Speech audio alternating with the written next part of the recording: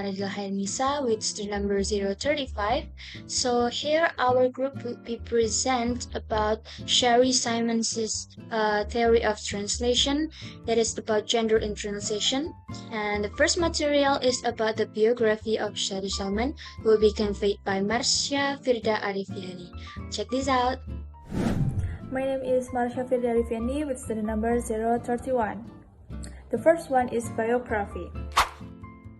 Sherry Simon is a professor and works at Concordia University's Department of French Studies. Sherry Simon has also served as director of Concordia Multidisciplinary PhD in Humanities Program and held the Canada Research Chair in Translation and Cultural History. Sherry Simon is a globally recognized academic who has written significantly on a variety of topics, including gender in translation, translation studies, and literary translation. She has written, edited, and co-edited a number of significant books.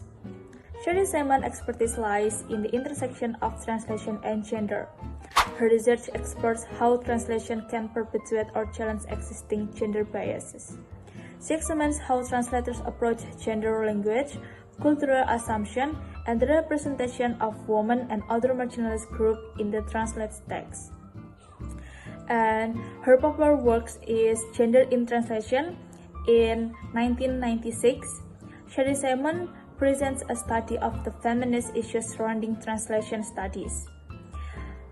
She argues that translation of feminist texts is a cultural intervention, seeking to create new cultural meanings and bring social change.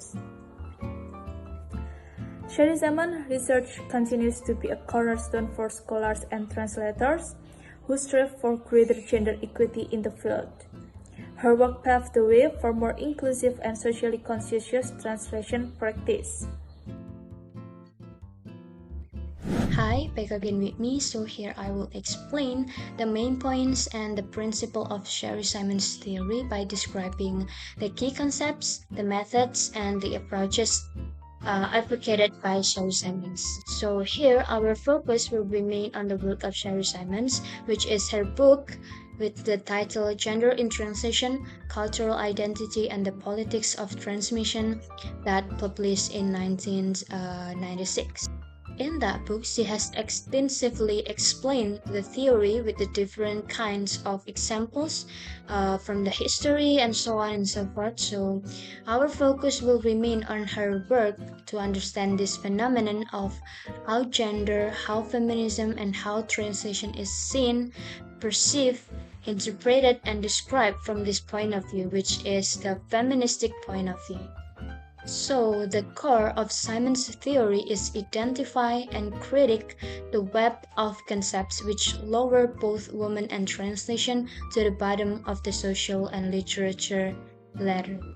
Here are the key concepts. The first one is Simon sees the translation from a gender studies angle, and she criticized translation for often using the term culture as it is referred to an obvious and unproblematic reality.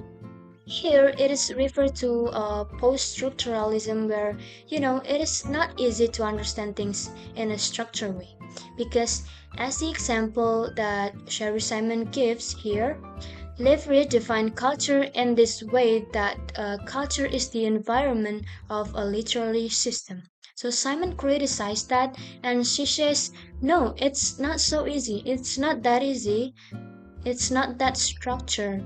Things are so complicated that one needs to be very careful about defining culture or how to interpret the cultural things.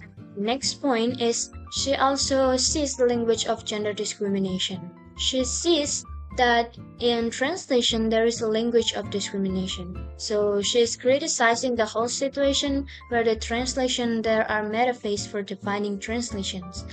There are certain words that are used in the area of translation studies of gender discrimination with its image, which are dominance, fidelity, faithfulness, and betrayal. Study of translation through feminism is the focused point, as I said earlier, and I shall be repeating, this point is that seeing translation from this angle of the feminism or the fungal of gender other than the man, because the dominant view is that this area is developed by men, and she has of course shown us a different angle. Simon also mentioned both translation and women are often repressed in society. So that, like what I've said before, the core of this theory is that identify and critique the web of concepts which lower both women and translation to the bottom of the social and literary ladder. Well, Sarah Simon works also mentioned about the Commit Translation Project. She did not criticize all these things only, but she also proposed the solution from her point of view, which is Committed Translation Project. What is Committed Translation Project? It is the fidelity to be directed towards neither the author nor the reader, but towards the writing project. So the faithfulness, we are faithful to suggest that we are not faithful to the author in translation, we are not faithful to the reader in translation. We are translators are not faithful to the text when they are translating, but rather they should be faithful to the writing project.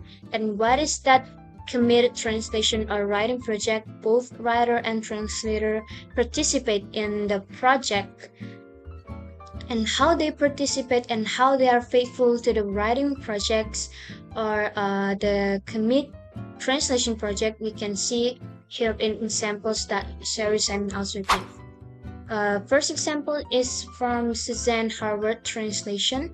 She claims in her book that my translation practice is a political activity, and this activity is aimed at making language speak for women. So my signature on translation means this translation has used every translation strategy to make the feminine visible in language. I think this is obvious because she has very vividly told us that when I translate, intentionally I manipulate things for the purpose to make the language speak for women. That's what Susan Harwood trying to say. This is the meaning of committed translation project, and we are the translator from the very beginning has set her or his intention and objective how to translate, and has adapted certain strategies and techniques to achieve those objectives. And if the objectives are to make the language speak for women or to make the feminine visible in translation or in language, then of course, they are these translators, this kind of translators, they are committed with this translation project. They are not committed to the source text. They would use techniques practice to achieve this or their set of objective.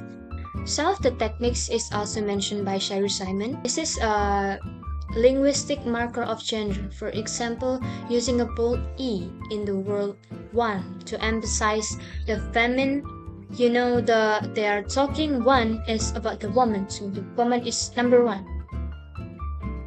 Another technique is capitalizations of letter M in human. So to show the implicit gender discrimination when you say, human.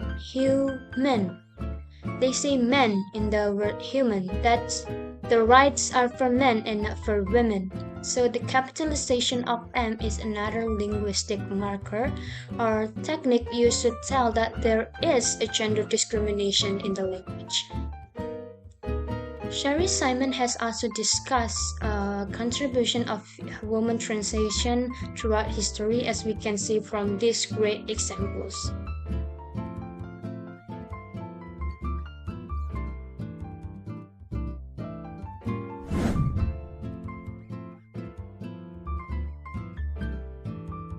The theory of translation influences translation practice and understanding in several ways. Firstly, it provides a framework for understanding the complex process of translation, which goes beyond a simple copying of words from one language to another language. The theory recognizes that different languages encode meaning in different forms and guides translators to find appropriate ways to preserving meaning while using the most appropriate form of its language. This understanding is essential for translator to produce accurate and effective translation.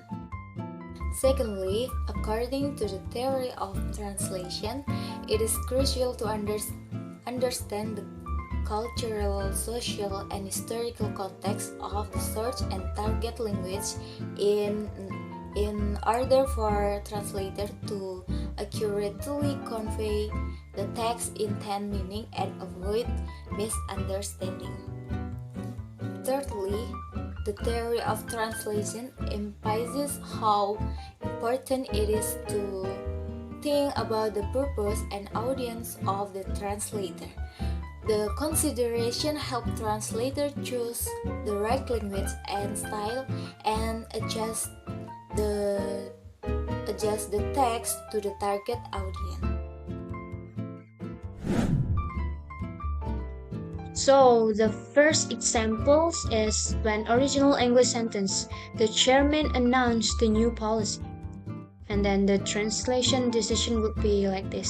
In Indonesian, gender-specific titles are often used.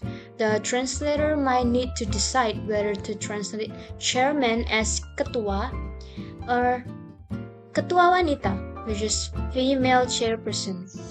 And the application of gender in translation, depending on the context and the perceived gender neutrality of the position, the translator may choose ketua to maintain the original gender ambiguity, or ketua wanita to explicitly convey a female chairperson aligning with the gender norms in Indonesia discourse.